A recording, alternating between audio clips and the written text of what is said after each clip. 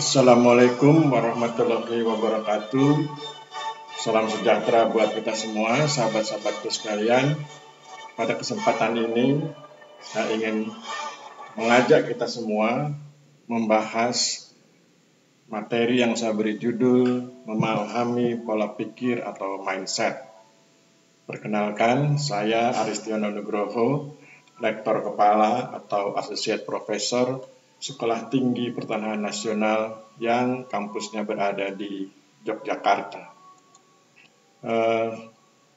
Sebagai Lektor Kepala, sebagai Associate Professor, sebagai dosen di Sekolah Tinggi Pertanahan Nasional, saya senang sekali jika bisa berbagi dengan sahabat-sahabat sekalian, terutama jika bisa berbagi tentang semangat, tentang hal-hal yang bisa menyemangati kita, tentang hal-hal yang bisa menginspirasi kita, sehingga kemudian kita bisa menghadapi hidup ini dengan lebih energik, lebih siap menghadapi berbagai hal, kemudian kita siapkan solusi atas masalah yang kita hadapi. Pada kesempatan ini kita akan bahas materi yang saya beri judul memahami pola pikir atau mindset. Kita mulai dari pandangan atau pendapat dari Deep Trivedi sebagai berikut. No one feels the necessity to become good or learn something good, but nobody ever misses out on an opportunity to portray oneself good. Yang kalau kemudian kita terjemahkan secara bebas, artinya adalah tidak ada yang merasa perlu untuk menjadi baik atau belajar sesuatu yang baik, tetapi tidak ada yang pernah melewatkan kesempatan untuk menggambarkan diri sendiri baik. Jadi Deep Trivedi mengingatkan bahwa kadang-kadang ada orang yang merasa tidak penting untuk menjadi baik atau merasa tidak penting untuk belajar sesuatu yang baik. Deep Trivedi menuliskannya atau menyatakannya, tidak ada yang merasa perlu untuk menjadi baik atau belajar sesuatu yang baik.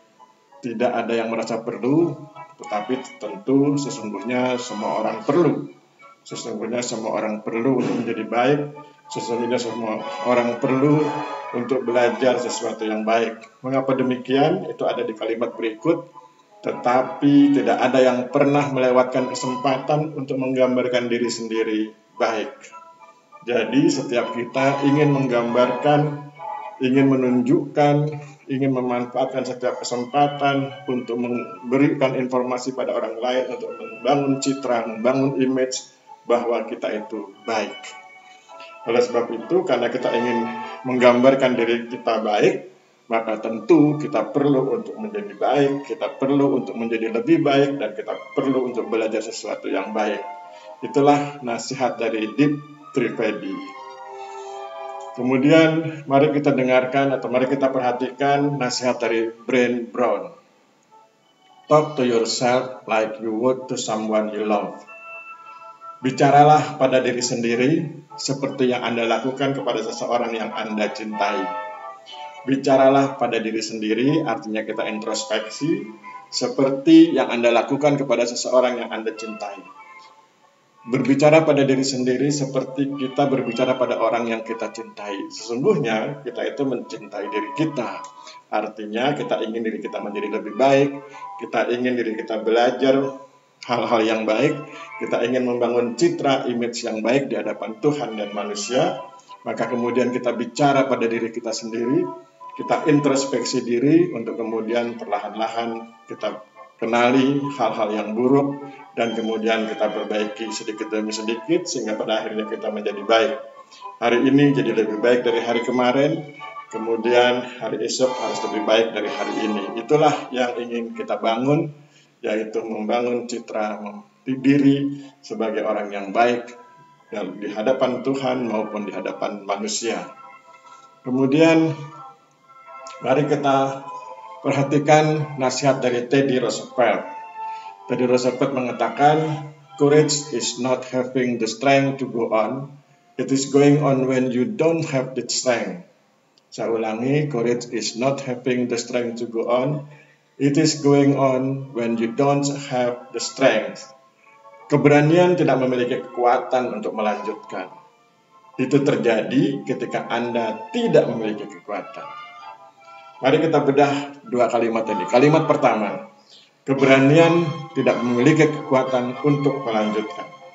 Kalau Anda hanya mempunyai keberanian, maka itu tidak cukup kuat untuk mendorong Anda melanjutkan sesuatu. Keberanian tidak memiliki kekuatan untuk melanjutkan. Pertanyaan berikutnya, kalau begitu apa yang membuat kita kuat untuk melanjutkan? Itu terjadi ketika Anda tidak memiliki kekuatan. Kekuatan kita atau hal yang mendorong kita untuk melanjutkan itu justru terjadi ketika kita tidak memiliki kekuatan. Oleh sebab itu, bagi kita semua yang sedang berada dalam posisi lemah, maka sebetulnya kelemahan kita itu adalah kekuatan kita. Karena berdasarkan kelemahan itu, kita ingin melanjutkan perjuangan, dan ketika kita ingin melanjutkan perjuangan, itulah kekuatan kita, itulah yang kemudian membangun keberanian kita untuk terus-menerus menghadapi kehidupan, terus-menerus melanjutkan kehidupan, dan itulah kekuatan kita. Sekarang mari kita pelajari nasihat dari Cliff Barker. Cliff Barker mengatakan, to be weak is to be brave, and to be strong, and to be against the flow. And that is a wonderful condition. Saya ulangi, to be weak is to be brave, and to be strong, and to be against the flow. And that is a wonderful condition. Menjadi aneh berarti berani, kuat, dan melawan arus. Serta itu adalah kondisi yang luar biasa. Jadi, menurut Cliff Barker, Anda akan menjadi orang yang luar biasa ketika Anda dipandang aneh. Jadi misalnya ketika suatu lingkungan masyarakat itu sangat koruptif, kemudian Anda tidak korupsi, itu berarti Anda aneh. Ketika suatu lingkungan Anda itu adalah terdiri dari orang-orang pemalas, tetapi Anda tidak malas, maka Anda menjadi orang yang aneh. Ketika lingkungan Anda terdiri dari orang-orang yang tidak bersemangat, tetapi Anda bersemangat, berarti Anda menjadi orang yang aneh. Menjadi aneh itu berarti berani. Berani berbeda dari yang lain. Ketika yang lain malas, Anda rajin. Ketika yang lain tidak bersemangat, Anda semangat. Ketika yang lain koruptif, Anda tidak koruptif. Itu berarti Anda berani. Dan itu juga berarti Anda kuat. Anda kuat menghadapi lingkungan yang berbeda dengan Anda, dan Anda siap melawan arus. Dan menurut Cliff Barker, itulah kondisi yang luar biasa. Kemudian, mari kita lihat pandangan Albert Einstein. Look deep into nature, and then you will understand everything better. Look deep into nature, and then you will understand everything better. Itu pernyataan Albert Einstein. Jadi Albert Einstein mengingatkan, lihatlah jauh ke dalam alam, dan kemudian Anda akan memahami segalanya dengan lebih baik. Saya sering mempromosikan konsep sosioekologi. Jadi kalau kita misalnya ingin memberdayakan masyarakat, kita berdayakan masyarakat dengan solusi sosioekologi. Artinya apa? Solusi pemberdayaan masyarakatnya itu berupa solusi yang berbasis masyarakat, sosio, tetapi kemudian ekologis, tidak merusak lingkungan. Kenapa tidak merusak lingkungan? Karena kita belajar betul tentang kondisi alam, bahwa alam itu butuh sesuatu, dan sesuatu itu yang kemudian kita dukung. Misalnya tidak merusak air, tidak merusak bukit, tidak merusak hutan, dan lain sebagainya. Justru kita kemudian berusaha melestarikan hal-hal yang terkait dengan sumber daya alam. Look deep into nature, and then you will understand everything better. Lihatlah jauh ke dalam alam, dan kemudian Anda akan memahami segalanya dengan lebih baik. Jadi kalau kita berkenan belajar dari alam, kita akan bisa mengambil manfaat, dan kemudian melihat pola-polanya, dan pola-pola itu bisa kita terapkan dalam kehidupan sehari-hari.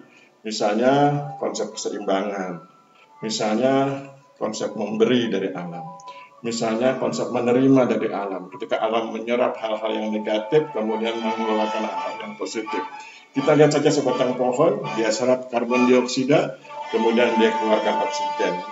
Itulah konsep dari alam. Look deep into nature, and then you will understand everything better. Sekarang mari kita lihat pandangan dari Joyce Brothers. Success is a state of mind. If you want success, start thinking of yourself as success. Sukses adalah keadaan pikiran. Jika Anda ingin sukses, mulailah menganggap diri Anda sukses. Jadi sukses itu bisa dimotivasi, bisa disugesti, bisa ditanamkan dalam pikiran, dan berdasarkan pikiran yang tertanam dalam diri kita itu kita bisa berpikir, bersikap, bertindak, berperilaku menuju sukses. Success is a state of mind. If you want success, start thinking of yourself as success. Sukses adalah keadaan pikiran. Jika Anda ingin sukses, mulailah menganggap diri Anda sukses. Itulah beberapa nasihat yang berkaitan dengan pola pikir atau mindset. Sekarang mari kita lanjutkan pandangan dari Robert Frost. In 3 words, I can sum up everything I've learned about life. It goes on. Saya ulangi, in 3 words, I can sum up everything I've learned about life. It goes on. Dalam 3 kata, saya dapat merangkum semua yang telah saya pelajari tentang kehidupan. Apa itu? Ini terus berlanjut. 3 kata itu ya. Ini terus berlanjut. Saya ulangi. Dalam 3 kata, saya dapat merangkum semua yang telah saya pelajari tentang kehidupan, yaitu ini terus berlanjut. Jadi 3 kata penting ini, yaitu ini terus berlanjut, itu menyemangati kita untuk terus berlanjut, terus menghadapi kehidupan, terus mencari solusi, terus kenali masalah, kemudian temukan solusinya. Demikian terus menerus sehingga kemudian kita bisa menyelesaikan persoalan, bahkan kemudian kita bisa membantu orang lain, membantu masyarakat, misalnya dalam hal penegakan keadilan, dalam hal mewujudkan kesejahteraan, dalam hal membangun harmoni sosial. Itulah nasihat dari Robert Frost. Sekarang kita lihat nasihat dari Horst Resselbacher. Jadi Horst Resselbacher menyatakan your mind, body, and spirit need conscious nurturing, not just sometime, every day. Saya ulangi, your mind, body, and spirit need conscious nurturing, not just sometime, every day. Pikiran, tubuh, dan jiwa Anda membutuhkan pemeliharaan sadar. Tidak hanya kadang-kadang, setiap hari. Jadi setiap hari kita harus menjaga pikiran, tubuh, dan jiwa kita dengan penuh kesadaran agar kemudian bisa melakukan hal-hal yang baik. Tadi saya sudah kasih contoh, hal-hal yang baik itu misalnya membangun keadilan, mewujudkan kesejahteraan, dan menciptakan harmoni sosial. Sekarang mari kita lihat pandangan berikut dari Mark Twain. Age is an issue of mind over matter. If you don't mind, it doesn't matter. Age is an issue of mind over matter. If you don't mind, it doesn't matter. Usia adalah masalah pikiran atas materi. Jika Anda tidak keberatan, tidak masalah. Mari kita bedah. Usia adalah masalah pikiran atas materi. Jadi kalau bicara tentang usia kita, itu adalah berkaitan tentang pikiran kita atas materi, atas benda. Boleh jadi atas diri kita yang semakin menua, boleh jadi tentang lingkungan kita yang juga berubah semakin lanjut. Itu artinya usia adalah masalah pikiran atas materi. Jika Anda tidak keberatan, jika kita tidak berkeberatan tentang bagaimana tubuh kita, badan kita yang menua, tidak berkeberatan dengan kondisi lingkungan yang semakin berlanjut, maka it doesn't matter, kata Mark Twain.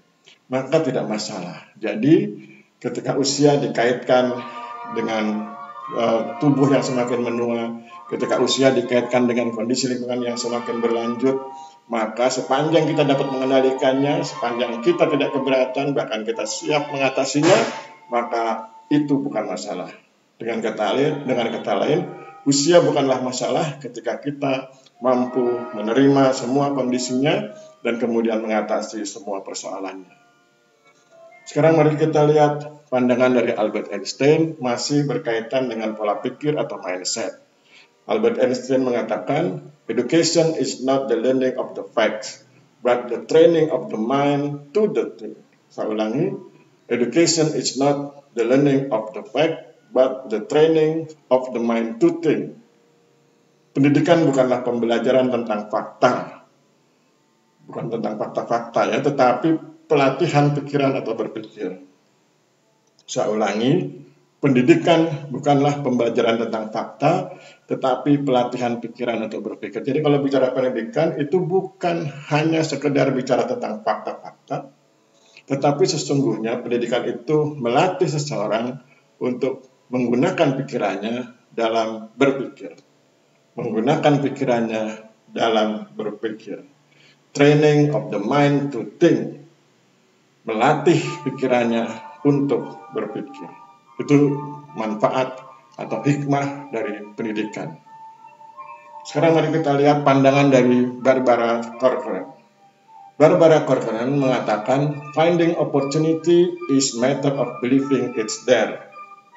Menemukan peluang adalah masalah percaya bahwa itu ada. Jadi, kalau kita ingin menemukan peluang, kita harus percaya dulu bahwa peluang itu ada dan kemudian kita cari peluang itu. Finding opportunity is a matter of believing it's there. Menemukan peluang adalah masalah percaya bahwa itu ada. Sekarang mari kita lihat pandangan dari Mick Ludwig. You own your mind. Your mind does not own you. Saya ulangi, you own your mind. Your mind does not own you. Anda memiliki pikiran Anda tidak memiliki Anda. Jadi kalau bicara tentang pikiran, itu adalah milik kita. Kita bukan milik pikiran kita, tapi kita memiliki pikiran kita. Artinya pikiran kita itu bisa kita kelola untuk hal-hal yang penting buat kita. Apa yang penting buat kita? Misalnya berbuat kebaikan. Misalnya berbakti kepada Tuhan. Misalnya bersahabat dengan banyak orang. Misalnya mendukung keadilan. Misalnya mewujudkan kesejahteraan sosial. Misalnya mendukung harmoni sosial. Itulah pikiran yang harus kita arahkan ke arah-arah yang tadi kita sampaikan. Jadi, you own your mind. Your mind does not own you. Anda memiliki pikiran Anda tidak memiliki Anda. Demikian sahabat-sahabat sekalian yang kita bisa bahas hari ini. Mudah-mudahan bisa bermanfaat buat kita semua. Mudah-mudahan pola pikir kita, mindset kita menjadi pola pikir dan mindset yang baik. Yaitu pola pikir atau mindset yang berkenan berbakti kepada Tuhan dengan sebaik-baiknya, dengan sekusuk-kusuknya, tetapi kemudian disertai juga dengan keikhlasan kita untuk berbuat kebaikan pada sesama.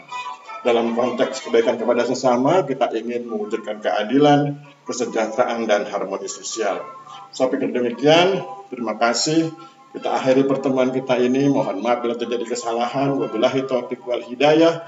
Wassalamualaikum warahmatullahi wabarakatuh.